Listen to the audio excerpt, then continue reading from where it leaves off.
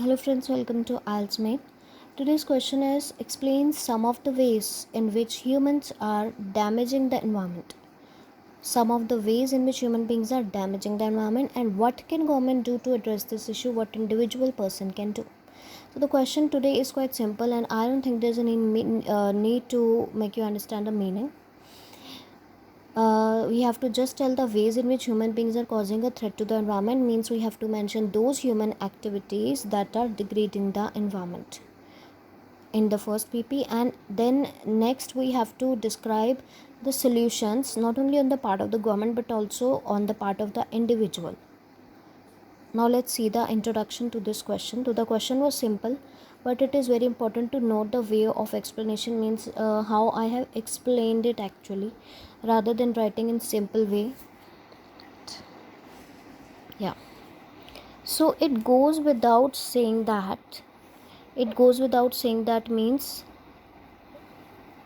it is undoubted, means undoubtedly there is no doubt that fresh air is crucial for human survival. This is just a general line.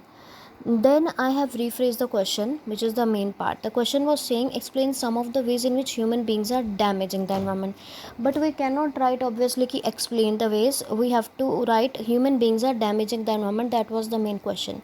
So for this human beings are damaging the environment, I have written mankind can be held responsible for environmental degradation.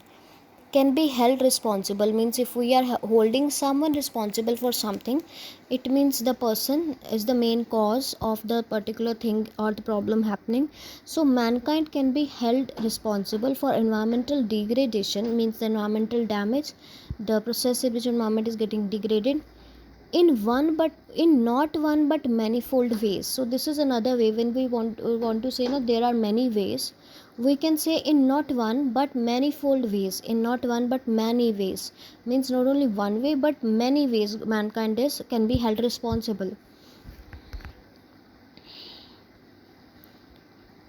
The obligation, now remember the question, what was the next line? I have rephrased this first line. We have to give the general line. I hope till now everybody understands that we have to give the general line, then we have to rephrase the question in our own words. I have rephrased the question, and then question was saying what government can do and what individual person can do. Then I rephrased that line also. I told that government, not only government but also local bodies should do. So the look at the way I have done this. The obligation means responsibility of environmental preservation. Now I always say that start your line with either a noun or a verb, uh, just to change its structure. The question was saying what government can do. I have not started with the simple line that government can do a lot or individual can do a lot. I have not started with that line. I have chosen the word obligation or responsibility to start my line. Means I have started my line with another word, the word other than that which was starting the line in the introduction.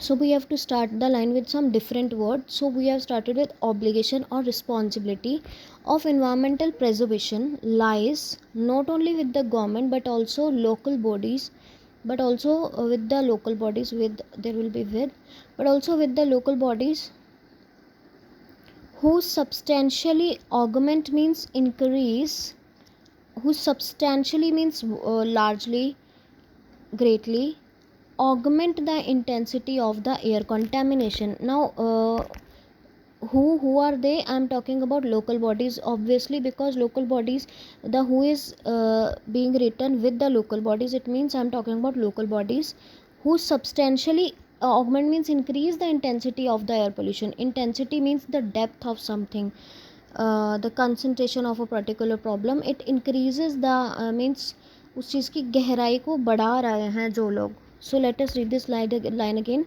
The obligation of environmental problem lies not only with the government but also with the local bodies who substantially augment the intensity. Local bodies जो कि बहुत ज़्यादा ही बढ़ा देते हैं इस air contamination की intensity को. Contamination means population, again air population. So I have rephrased this line also, that government and individual both have the responsibility. Now my another step should be to write what this essay is going to be to do. Although this line is not always mandatory, but I always choose to write this line when it comes to problem and solution essay specifically, because then the introduction gets a bit, length. This essay intends to means wants to, intends to elucidate means explain. This essay intends to elucidate underlying causative factors. Underlying means hidden causative factors. So you can use this line in every problem and solution essay. This essay intends to elucidate underlying causative factors giving rise to the issue.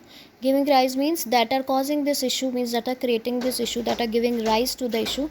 And probable remedial measures means, probable means possible remedial measures that can be taken. Passive voice जो कि लिए जा सकते हैं किसी के द्वारा. It means passive voice on the part of the government and individuals as well. And this essay intends to elucidate underlying means hidden causative factors means reasons giving rise to the issue, and probable remedial measures means solutions that can be taken on the part of the government and the individuals as well, because obviously solutions are asked on the part of both the parties. Now let's come to the introduction. Before describing this, explaining this BP1, let me explain you the format I have chosen. In problem and solution essay, I always say that you can either write problems, like 2 problems in BP1 and then solutions for those problems in BP2. But that is good. But the way I choose is I explain one problem only in BP1, one problem in BP2, and in BP3 I mention solutions to both the problems, that is problem 1 and problem 2. And new students, I want to make it clear that I usually try to write only one idea in one BP so that I can explain it fully with an ideal structure, that is so that I can give topic sentence, I can give supporting sentence to elaborate that idea, and I can give example too. But if you choose to write 2 ideas, like both the problems in one BP, then it will somewhere halt you to elaborate the idea completely, or the way in which examiner wants you to do, and may affect your scores in coherence and cohesion, which is important. So in order to ensure that I get score in coherence and cohesion, I try to explain only one idea in one BP so that I can explain it properly. Now look at the way in which I have explained the problem, only one problem in this BP, and I've given the example also. So first look at the structure. I have given a very simple problem here, that is private vehicles, but look at the way of explanation. One salient factor, obviously when we are giving only one problem, we can start it like that, one key factor, one salient factor aggravating the issue. Aggravating means worsening the issue, worsening means making it more bad. So one salient factor, salient means key factor, aggravating the issue means which is aggravating the issue, so which is we have skipped. One salient factor aggravating the issue is expanding means increasing number of automobiles, and the increasing number of automobiles. Okay, but here instead of writing full stop, I have tried to make the sentence a bit lengthy by thinking more and saying that, and the count is not supposed to be plummeted in the coming years. Means I told that yes, problem is increasing number of private vehicles, increasing number of write private here, sorry, private you have to write private automobiles. I'll explain that why I have written only private. One salient factor aggravating the issue is expanding number of private automobiles, and the count means number is not supposed to be plummeted, means support means is not expected to be plummeted, means to decreased, means we can't expect that the number will decrease in the upcoming time. Obviously the number of vehicles is going to increase.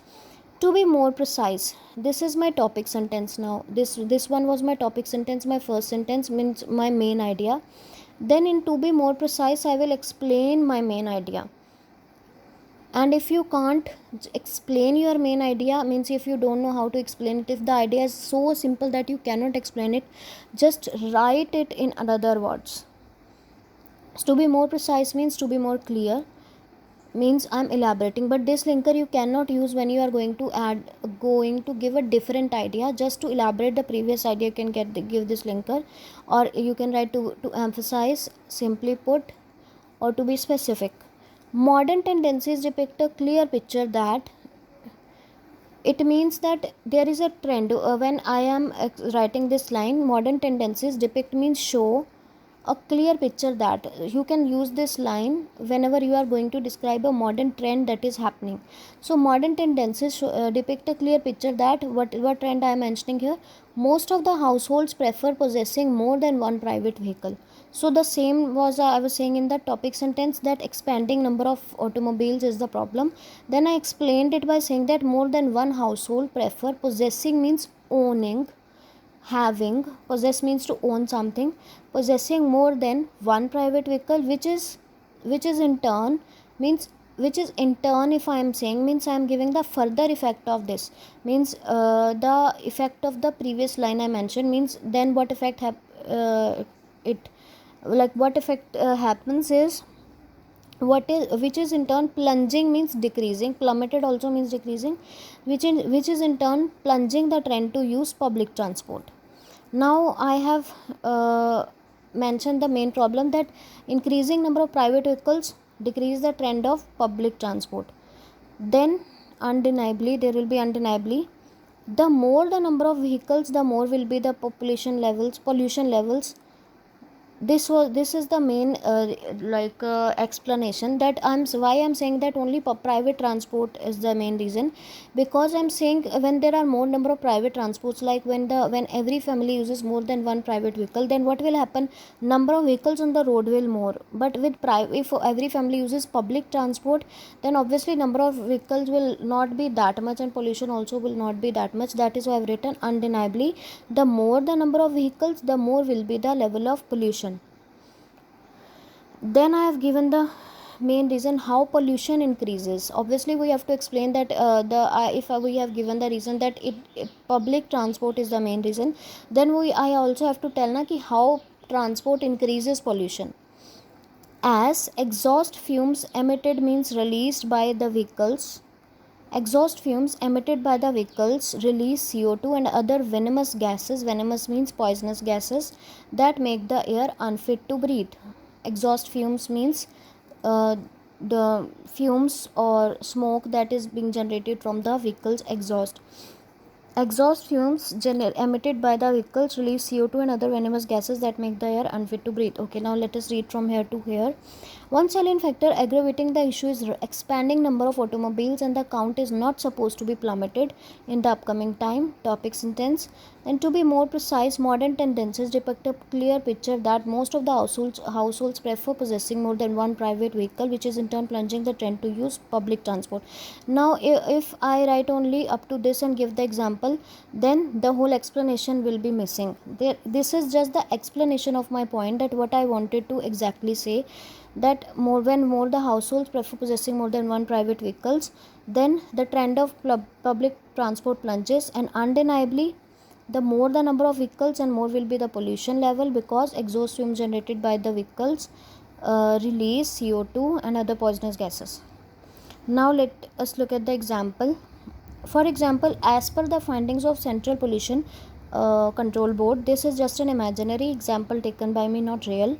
So as per the finding of Central Pollution Control Board, in India, as much as 67.4%. So if you are giving the exact percentage, you can just write as much as with the percentage, means as much as 67.4% of pollution was attributed to private automobile. Was attributed to means was caused by private automobile, was caused due to private automobile. As much as 67% of the 67.4% of pollution was caused due to private automobiles or attributed to private automobiles used in the year 2010. So whenever we are giving imaginary example, we have to be specific about the year, the country, and the authority that is doing the survey, the percentage, these four things, so that the example looks more believable. Let's have a look on second BP. That is the second problem I mentioned in the second BP.